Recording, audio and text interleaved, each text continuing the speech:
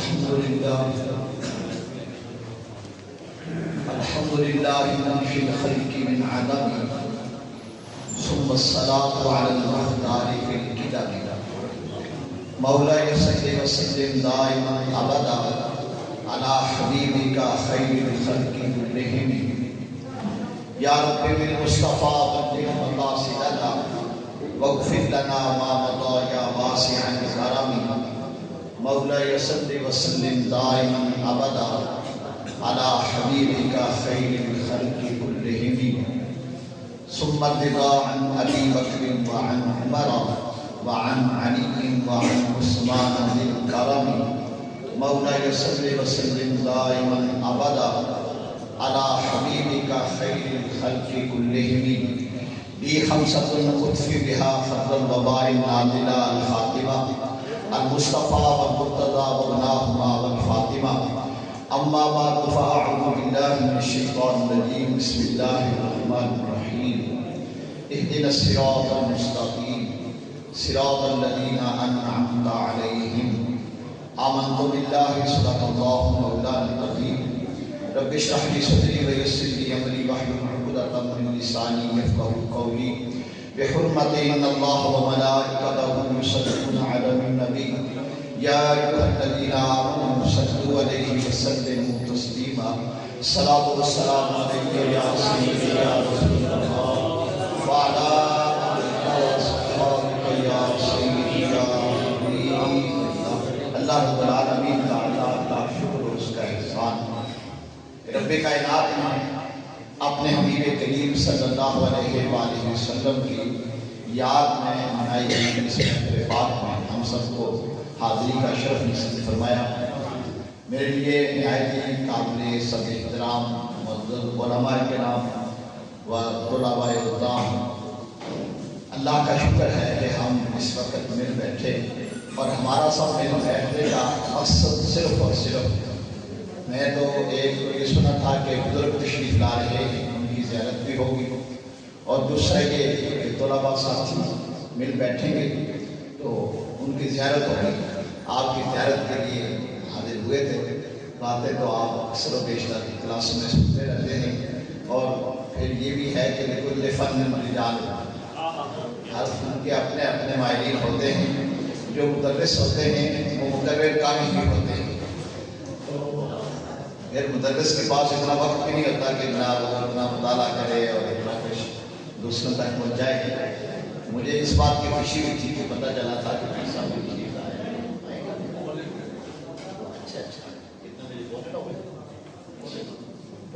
انشاءاللہ چلو کسی طریقے سے بھی ان کی انشاءاللہ ہم دعا میں شامل ہو جائیں گے۔ میرے استاد گرامی مولانا صدیق الزاہری اللہ تعالیٰ ان کی زندگی دراز فرمائے، انہوں نے حریت طالبین کا ترجمہ کیا اور اس کا مقدمہ لکھا دوسرے استاد گرامی استاد عبدالحکیم اشرف قادری نور اللہ برکاتہ نے۔ آپ اس مقدمے میں لکھتے ہیں کہ حضرت پیران پیر عبدالقادر جیلانی رحمۃ اللہ تعالیٰ علیہ آپ کے دوران تعلیمی میں پتہ چلا کہ ایک اللہ کا ولی کسی علاقے میں آئے ہیں جو غوثیت کے مرتبے پہ فائز آئے، تو تینوں طالب علموں نے ارادہ کیا کہ ہم چلتے ہیں ان کی زیارت کرنے کے لیے۔ ان تینوں میں سے ایک ابن سقا تھا، ایک عبداللہ شامی تھا، اور دوسری شخصیت تیسری شخصیت پیران پیر عبدالقادر جیلانی رحمۃ اللہ علیہ۔ یہ تقریر آپ کے لیے، جو دو تین بندے بیٹھے ہیں یہ آپ کے لیے، اکثر سنتے رہتے ہیں۔ تو جب وہ تینوں چلے گئے تو مختلف ذہنوں کے طالب علم ہوتے ہیں، زمانہ طالب علم ایک عجیب زمانہ ہوتا ہے۔ انہوں نے آپس میں باتیں شروع کی۔ ابن سقا نے کہا کہ سنا ہے بڑا کامل ہے، بڑا پہنچا ہوا ہے، میں ایسا سوال کروں گا کہ اس کا دماغ میں پڑا جائے گا، اسے لگ پتا جائے گا دماغ کسی پڑا ہے۔ اور عبداللہ شامی نے کہا نہیں یار اتنی بڑی گستاخی بزرگوں سے نہیں کرنی چاہیے، اتنی بڑی بات نہیں، بات غلط کی ہے، تو سوال تو میں بھی کروں گا لیکن میں دیکھوں گا ان کے پاس علم کتنا ہے۔ پیران پیر عبدالقادر جیلانی رحمۃ اللہ تعالیٰ علیہ، آپ نے فرمایا کہ میں اس کا نہ سوال کرنے کے لیے ان کے پاس جا رہا ہوں، نہ علم جانچنے کے لیے جا رہا ہوں، میں تو صرف زیارت کرنے کے لیے جا رہا ہوں۔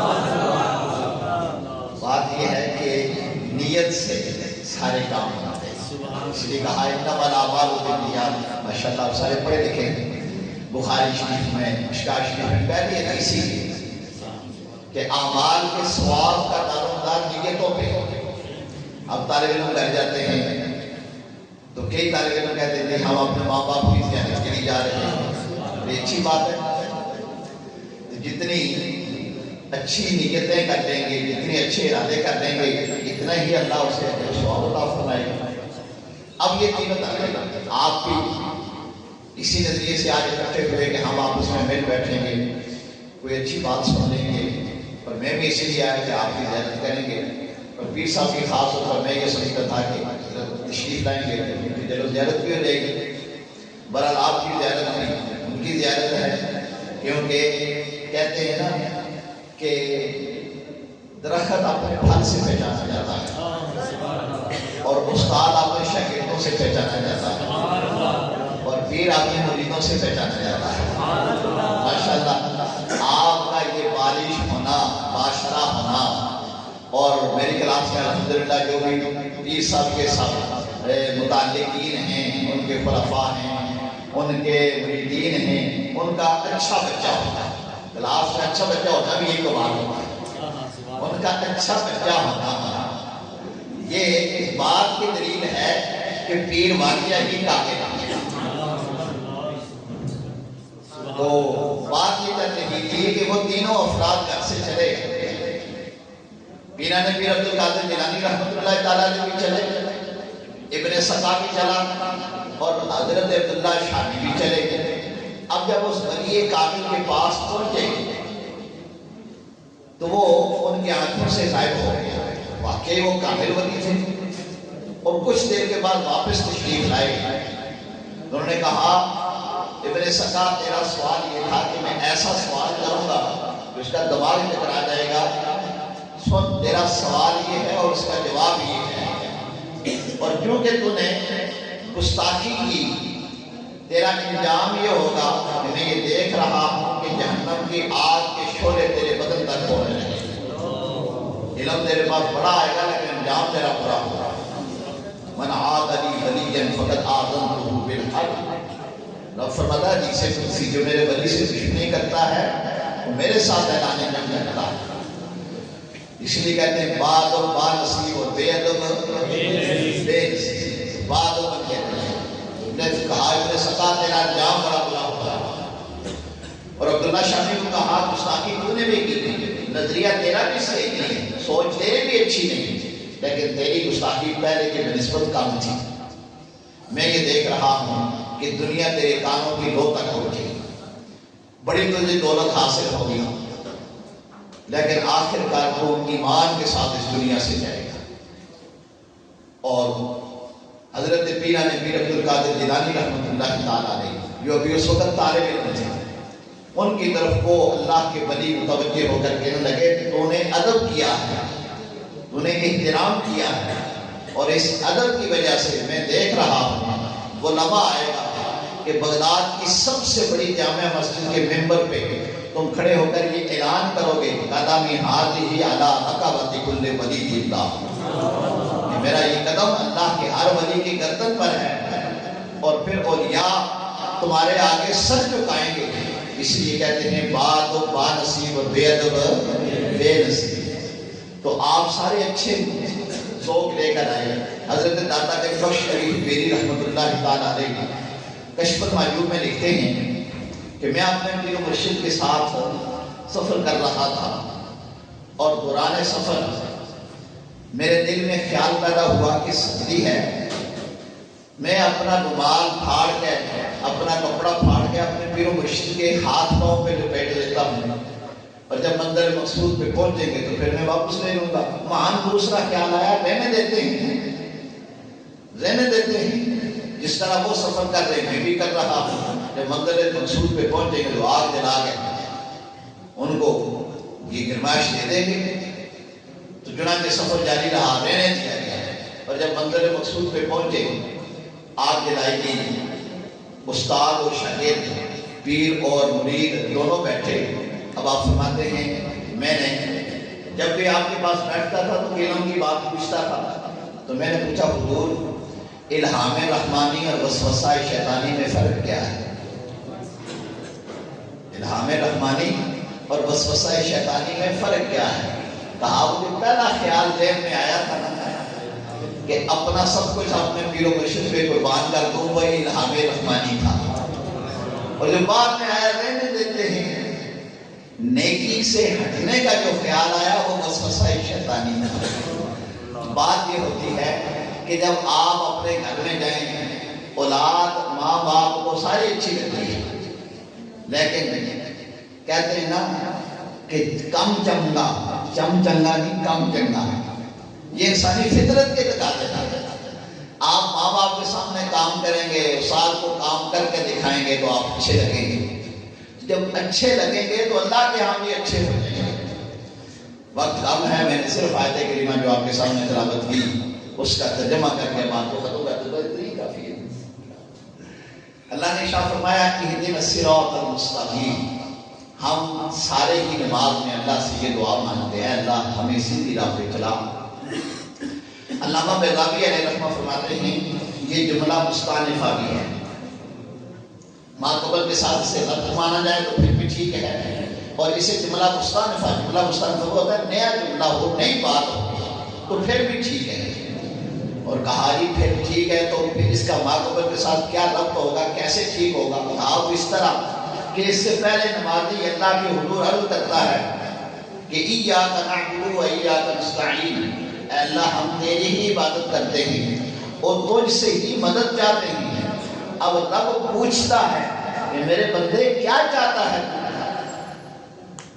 ہم کہتے ہیں اللہ تجھ سے مدد چاہتے ہیں، رب پوچھتا ہے میرے بندے کیا چاہتا ہے؟ تو پھر بندہ عرض کرتا ہے اہدنا الصراط المستقیم، اے اللہ مجھے سیدھی راہ پہ چلا، اور وہ سیدھی راہ کون سی ہے؟ صراط الذین انعمت علیہم، ان لوگوں کا راستہ جن پر اللہ تو نے انعام کیا۔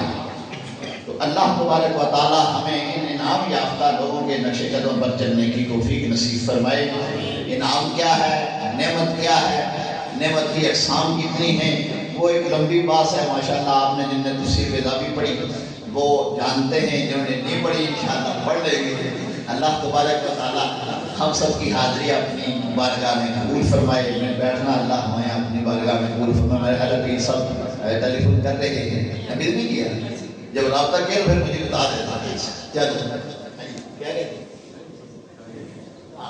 وہ جب رابطہ کیا نا، جب پیسہ کا ٹیلی فون ہے مجھے بتا دینا، آپ تو جناب کیسے کہیں گے فروخت کرتے ہیں۔ بات یہ کہہ چل رہی تھی کہ ہم اللہ سے عرض کرتے ہیں اہدنا الصراط المستقیم، اے اللہ ہمیں سیدھی راہ پہ چلا، اور وہ سیدھی راہ کون سی؟ اللہ تبارک و تعالیٰ کو علم تھا دنیا میں ہزاروں لوگ ہوں گے اور ہر کوئی دعویٰ کرے گا میں سیدھی راہ پہ ہوں۔ آج ہمارا یہ نوجوان یہ پوچھتا ہے جناب وہ قرآن پڑھ کے کہتے ہیں ہم سیدھی راہ پہ ہیں، کوئی حدیث پڑھ کر کہتے ہیں ہم سیدھی راہ پہ ہیں، سیدھی راہ پہ ہے کون ہے؟ تو اللہ تبارک و تعالیٰ نے قرآن پاک میں اس کا تعین کر دیا، صراط الذین انعمت علیہم، سیدھی راہ ان کی ہے جن پر اللہ تو نے انعام کیا، اور وہ انعام یافتہ کون ہیں؟ اولئک الذین انعم اللہ علیہم من النبیین والصدیقین والشہداء والصالحین وحسن اولئک رفیقا، جن پر اللہ نے انعام کیا وہ نبی ہیں، وہ صدیق ہیں، وہ شہید ہیں، وہ صالحین ہیں، اور جن کو ان کی دوستی مل گئی حسن اولئک رفیقا، یہ بڑے ہی پیارے دوست ہیں، یہ بڑے ہی پیارے ہیں۔ ان کی دوستی وہ دوستی ہے جو حشر میں بھی کام آئے گی، قبر میں بھی کام آئے گی۔ آپ نے وہ حدیث پاک مشکوٰۃ شریف کی پڑھی، رسول پاک صلی اللہ علیہ وآلہ وسلم نے ارشاد فرمایا کہ قیامت کے دن اعلان کر دیا جائے گا وَامْتَازُوا الْيَوْمَ أَيُّهَا الْمُجْرِمُونَ، مجرموں آج علیحدہ ہو جاؤ، اور جب علیحدہ کر دیے جائیں گے تو ایک بندے کے متعلق حکم ہوگا اسے جہنم میں لے جاؤ، اور جب اسے جہنم میں لے جانے در لگیں گے تو اس کی نگاہ جنتیوں میں کھڑے ایک شخص کے اوپر پڑے گی اور وہ کہے گا اما تعرفنی انا الذی سقیتک انا الذی وهبت لك الوضوء، تو نے مجھے پہچانا نہیں، میں ہی وہ ہوں جس نے تجھے دنیا میں ایک مرتبہ پانی پلایا تھا، میں نے تجھے ایک مرتبہ وضو کے لیے پانی پیش کیا تھا، میں دنیا میں تیرے کام آیا تھا، اور آج میں جہنم کی طرف جا رہا ہوں، تو جنتیوں کی صف میں کھڑا ہے، تو وہ جس کو اس نے پانی پلایا ہوگا، وہ جو جنتی ہوگا، وہ اللہ کی بارگاہ میں سفارش کر کے اسے بھی اپنے ساتھ جنت میں لے جائے۔ اس لیے رب کائنات فرماتا ہے یا ایھا الذین آمنوا اتقوا اللہ وکونوا مع الصادقین، ایمان والو اللہ سے ڈرو اور سچوں کے ساتھ ہو جاؤ، سچوں کی معیت اختیار کر لو، اور معیت کی آپ کو پتہ ہے پڑھے لکھے دوست ہیں آپ سارے ہی، معیت کی دو قسمیں ہوتی ہیں، ایک معیت جسمانی ہوتی ہے جو ابھی آپ کو حاصل ہے، اور ایک معیت روحانی ہوتی ہے، آپ دنیا کے کسی کونے میں ہیں جس کے ساتھ آپ پیار کرتے ہیں، حضور نے ارشاد فرمایا المرء مع من احب، آدمی قیامت کے دن اسی کے ساتھ اٹھایا جائے گا جس کے ساتھ اس کو پیار ہے۔ الحمدللہ اہل سنت کو اس بات پہ ناز ہے، ہمارا حشر وہ سے پاک کے قدموں میں ہوگا، ہمارا حضرت کے ماننے والے ہیں، ہم معین الدین چشتی میری رحمت اللہ تعالیٰ علیہ کو ماننے والے ہیں، ہم بابا فرید الدین سے پیار کرنے والے ہیں، ہم داتا گنج بخش شریف میری رحمت اللہ تعالیٰ علیہ سے پیار کرنے والے ہیں، اور پیار کی نشانیوں میں سے یہ نشانی ہوتی ہے من احب شیئا فاکثر ذکرہ، جو جس سے پیار کرتا ہے اس کا تذکرہ کرتا ہے۔ الحمدللہ ہماری مساجد میں ہماری محافل میں رسول اللہ کا بھی ذکر خیر ہوتا ہے، ہمارے جماعت الثانی ہے جس میں سیدنا صدیق اکبر رضی اللہ تعالیٰ عنہ کا بھی ذکر خیر ہو رہا ہے، آپ ماشاءاللہ اکثر بہتر دوست احباب مساجد کے امام ہوں گے، خطیب ہوں گے، تو ہم سیدنا صدیق اکبر رضی اللہ تعالیٰ عنہ کا بھی ذکر خیر کرتے ہیں، فاروق اعظم سے بھی محبت کرتے ہیں، سیدنا عثمان غنی النورین سے بھی محبت کرتے ہیں، علی شیر خدا رضی اللہ تعالیٰ عنہ سے بھی محبت کرتے ہیں، تمام صحابہ سے بھی پیار کرتے ہیں، اہل بیت پاک سے بھی پیار کرتے ہیں۔ تو یہ پیار ہی یہ معیت ہے، اور یہ وہ معیت ایسی ہے جو روحانی ہے، دنیا کے آپ کسی کونے میں ہوں یہ آپ کو کام آئے گی۔ حضور علیہ السلام کی حدیث مبارکہ جو آپ نے مشکاہ شریف میں پڑھی کہ جب کوئی بندہ اپنے گھر سے اس لیے نکلتا ہے کہ میں نے کسی اللہ والے سے ملاقات کرنی ہے، تو اللہ تبارک و تعالی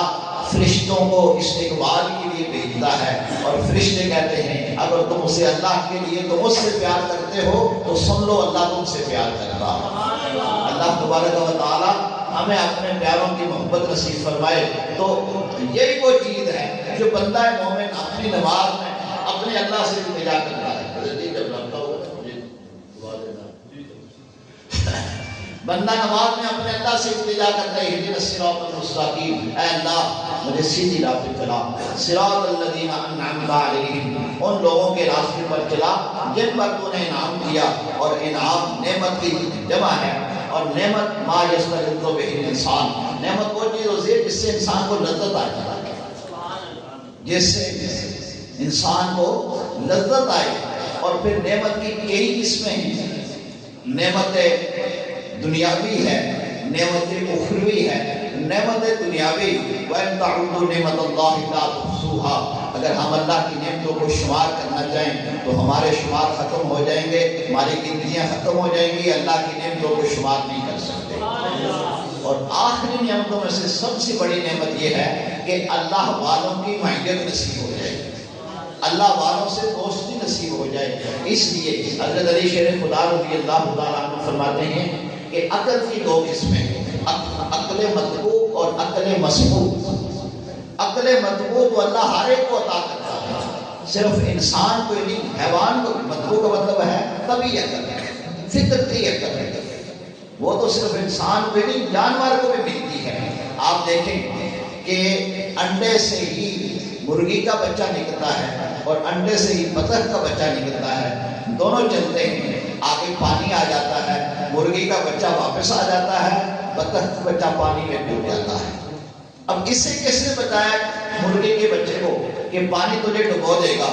اور بطخ کے بچے کو کس نے بتایا کہ تو پانی میں تر جائے گا؟ یہ عقل مطبوع ہے جو اللہ تبارک و تعالیٰ نے ان کے اندر بھی رکھی ہوئی ہے۔ یہ عقل مطبوع عام انسان کے اندر بھی ہے، وہ انسان جو اپنی دنیاوی منفعت حاصل کرتا ہے، دنیاوی فوائد کے پیچھے چلتا ہے، مال و دولت کماتا ہے، صبح سے لے کر شام تک محنت کرتا ہے اور اللہ کو یاد نہیں کرتا، یہ عقل مطبوع ہے۔ اور یہ وہ عقل ہے جو جانوروں کے اندر بھی ہے کہ جو 24 گھنٹے کھانے پینے اور سونے میں ہی رہتے ہیں، لیکن عقل مسموع وہ عقل ہے کہ جو انسان کو اللہ تبارک و تعالیٰ اس علم کے ذریعے سے عطا فرماتا ہے، اور علم وہ جو بندے کو اللہ تک پہنچائے گا، اور یہ علم جب بندے کو اللہ تک پہنچاتا ہے تو یہ اللہ کی نعمتوں میں سے ایک عظیم نعمت ہے۔ اور یہی وہ نعمت ہے جو ہم نماز میں رب سے مانگتے ہیں، اہدنا الصراط المستقیم، اے اللہ ہمیں سیدھے راستے پر چلا اور ان لوگوں کے راستے پر چلا جن پر تیرا انعام ہوا، اور جن پر انعام ہوا وہ میں نے آپ کے سامنے بیان کر دیے، اور ان کو اللہ کی بارگاہ میں حاضر ہونے سے لذت نصیب ہوتی ہے۔ ما یستلذ بہ الانسان، جن سے انسان کو لذت حاصل ہو، یہی وجہ ہے کہ نبی پاک صلی اللہ علیہ وآلہ وسلم عبادت میں کھڑے ہوتے